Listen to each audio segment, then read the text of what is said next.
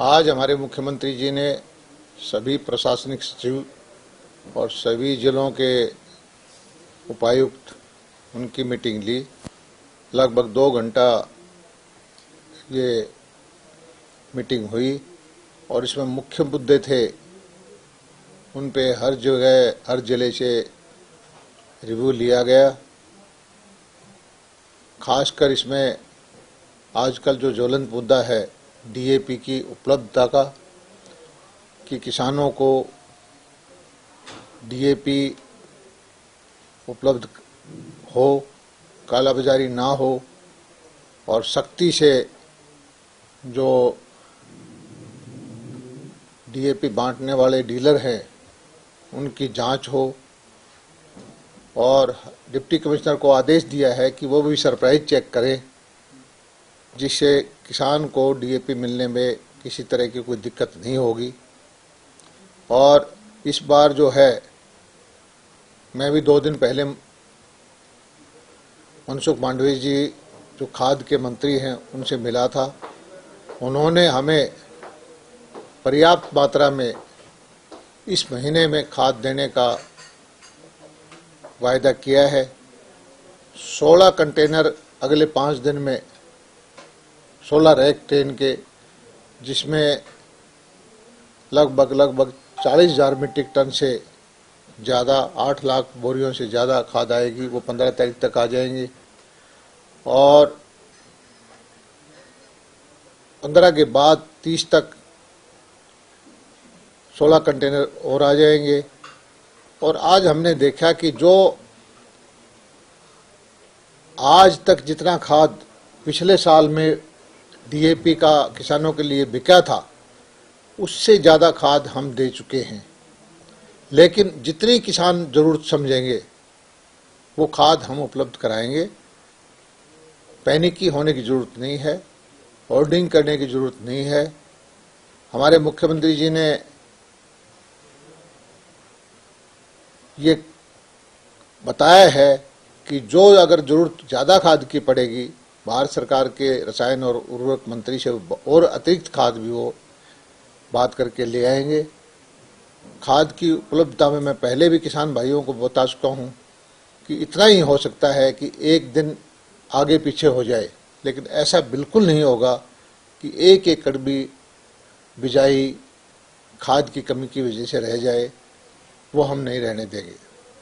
मुख्यमंत्री जी ने वैक्सीनेशन के बारे में रिव्यू किया और ये बहुत ज़रूरी है कि जो बचे हुए लोग हैं फर्स्ट डोज और सेकंड डोज के, उपायुक्त महोदय के वो कहा कि वैक्सीनेशन का काम भी सुचारू रूप से चलाएं। जल भराव के लिए, क्योंकि बिजाई का समय बिल्कुल नज़दीक आ गया है, सभी जिलों में कुछ ज़मीन में अभी भी जल भराव की रिपोर्ट मुख्यमंत्री जी के पास थी। उपायुक्त महोदय को सख्त निर्देश दिए हैं कि तुरंत पानी का निकासी करके जल को बाहर निकाल करके और ज़मीन को बिजाई के लिए तैयार करवाएं। और परिवार पहचान पत्र के माध्यम से जो अंत्योदय की योजना है गरीब परिवारों की, उसके बारे में भी चर्चा हुई और ये चर्चा बड़ी सार्थक थी। सभी अधिकारियों को निर्देश दे दिए हैं और ये नियमित तौर पर मुख्यमंत्री जी रिव्यू मीटिंग करते रहते हैं और उसके सुखद परिणाम भी आते हैं। आज शाम को मुख्यमंत्री जी का कार्यक्रम है पिंजौर गौशाला में जाने का। आज गोपाष्टमी है। हमारे सनातन धर्म में गौ माता की सेवा को सर्वोत्तम माना गया है। गौ दर्शन करेंगे और एक जो गौशाला ने समाजसेवी संस्थाओं से मिलकर के गौ आधारित बहुत सारे प्रोडक्ट बनाए हैं, उनका अवलोकन भी करेंगे और प्रेजेंटेशन भी होगी मुख्यमंत्री जी के सामने कि जो डीएपी का सब्स्टिट्यूट है, रासायनिक खाद का सब्स्टिट्यूट जो है, प्राकृतिक गोबर से जो खाद डीएपी बनती है, उसकी टेस्टिंग भी कर चुके हैं, बना भी चुके हैं। और अगर ये लोग इसको कामयाब कर देते हैं तो सारी गोवंश का खाने पीने रहने की व्यवस्था अकेले उसके गोबर से जो खाद बन सकती है उससे पूरी हो सकती है। और हरियाणा में अकेले में लगभग 1 करोड़ डीएपी की बैग की जरूरत होती है। और हमारे यहाँ 600 से ज़्यादा गौशालाएँ हैं, उसमें जो गोबर उपलब्ध है उससे दुगना जो है डीएपी का substitute PROM phosphorus rich organic manure वो बनाया जा सकती है। इससे देश को बहुत लाभ होगा, विदेशी मुद्रा बचेगी, ऑर्गेनिक खेती होगी और ये जहर जो हम खाते हैं, कैंसर की बीमारी फैलती है, तरह तरह की बीमारियां फैलती है, उससे मुक्ति मिलेगी। और मुख्यमंत्री जी से आज देखने के बाद कोई ऐसा प्रोग्राम बनाएंगे जिससे कि सभी गौशालाओं में ये परॉम का निर्माण हो, या गौ आधारित प्रोडक्ट जो हैं गौमूत्र से, गौ के गोबर से जो बन सकते हैं वो ज़्यादा से ज़्यादा बने और हमारी गौशालाएं आत्मनिर्भर हो। और इस गोपाष्टमी के पावन अवसर पर ये हरियाणा वासियों को एक अच्छी खबर मिलेगी। सर, आपने जैसा भी बताया कि खाद वाले इशू पे दोबारा लौटते हैं कि खाद की कोई कमी नहीं है और लास्ट ईयर जितनी खाद का वितरण किया गया था उतनी आप ऑलरेडी दे चुके हैं, तो ये खाद गई कहाँ? इतनी अचानक डिमांड कैसे बढ़ गई? क्या इसकी कालाबाजारी हो रही है? और जो कई जिलों से खबरें आती हैं कि थानों में खाद बढ़ रही है, वहां पर सिक्योरिटी लगानी पड़ी, घंटों इंतजार करना पड़ा, इसकी दिक्कत कहाँ है? देखिए, इस बार अंतर्राष्ट्रीय बाजार में खाद के भाव पहले से बहुत ज़्यादा बढ़ गए और कोविड-19 की वजह से तरह तरह की प्रोडक्शन की समस्याएं भी आई। हमारा डीएपी 70% तो बाहर से इंपोर्ट होता है और जो देश में बनता है उसका भी सारा रॉ मटेरियल, क्योंकि ये पेट्रोलियम प्रोडक्ट है, वो भी बाहर से इंपोर्ट होता है।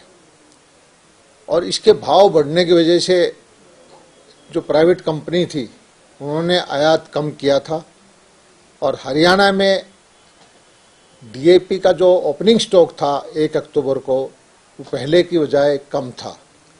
हालांकि अक्टूबर के महीने में पिछले साल से ज़्यादा डीएपी भारत सरकार से हम लेके आए, नवंबर के भी 10 तारीख तक पिछले साल से हम ज़्यादा दे के आए और आज हम इस स्थिति में पहुंच गए हैं कि जितनी आज की तारीख तक डीएपी किसानों ने पिछले साल प्रयोग में ली थी उससे ज़्यादा डीएपी हमारे पास आ चुकी है। लेकिन एक बार जो कमी की भावना आ जाती है तो लोग 1 महीना आगे तक की बिजाई की कोशिश करते हैं कि पहले लेके रख लें। मैं सब किसान भाइयों से यही प्रार्थना करता हूं कि हर किसान को प्रति एकड़ के लिए सही समय पर डीएपी उपलब्ध करवाएंगे। आप चिंता ना करें, आप 1 महीने बाद की, 15 दिन बाद की ज़रूरतों के लिए अभी ना लें। और डिस्ट्रीब्यूशन में उससे हमें थोड़ा सा समस्या आ सकती है, लेकिन कहीं पर भी किसी भी ज़िले में डीएपी की कमी हम नहीं रहने देंगे। मैं दोबारा आश्वस्त सब किसान भाइयों को करना चाहता हूं। और कोई सीमा लगाएंगे सर इसमें कि एक किसान इतना खरीद सकेगा? सीमा तो देखिए आगे अभी तो कोई सीमा नहीं है। अभी ये है कि हमारा लक्ष्य ये था कि 70-80% किसान जो है 5 एकड़ से नीचे है, जिसमें से आधा किसान तो 2 एकड़ का है। हमारा बांट के देने का मकसद ये था कि छोटा किसान कहीं वंचित न रह जाए। और इसलिए सरसों में तो डीएपी आधा एकड़ ही लगती है, कोई किसान ज़्यादा समझकर 1 एकड़ डाल देता है। 1 एकड़ भी माने तो भी 5 बैग से कम की ज़रूरत होती है। इसलिए हम 3-3, 4-4, 5-5 बैग जो है बंटवा रहे हैं और उससे फ़ायदा भी हुआ है। छोटे किसान 70-80% हैं, उनको डीएपी मिल चुकी है और जो बड़े किसान हैं वो कुछ पार्ट में ले चुके हैं, कुछ को अब मिल जाएगी। लाइनें इसलिए लगाई पड़ी कि भी हम किसी को ट्रैक्टर भर के ट्रक भेज के दे दें, समस्या पंजाब में हमारे से ज़्यादा है, समस्या राजस्थान में हमारे से ज़्यादा है, और बॉर्डर पोरस है, और हमारा सारे पड़ोसी जो क्षेत्र के रहने वाले गांव हैं सबकी रिश्तेदारी आना जाना दूसरे प्रदेशों में रहता है, और मेरे क्षेत्र में उनके रिश्तेदार बार बार कहते हैं जी हमें भी 2 कट्टे दिलवाओ। ये एक मानव स्वभाव है।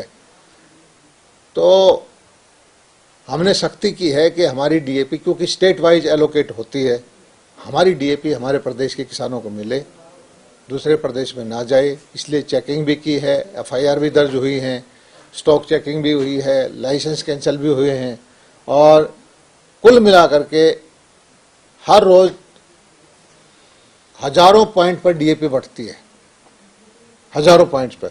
2-4 जगह कहीं न कहीं कमी की बात शिकायत आ जाती है कि 200 कट्टे हैं, लेने वाले 300 आदमी पहुंच जाएं, लेकिन अगले दिन हम वहां उसको भेज देते हैं। तो मीडिया के बंधुओं से मेरी यही प्रार्थना है कि सहयोग करें, और चीज़ों को इस तरह की इक्का दुक्का घटना को ज़्यादा बढ़ा चढ़ा के दिखाने से पैनिक फैलता है।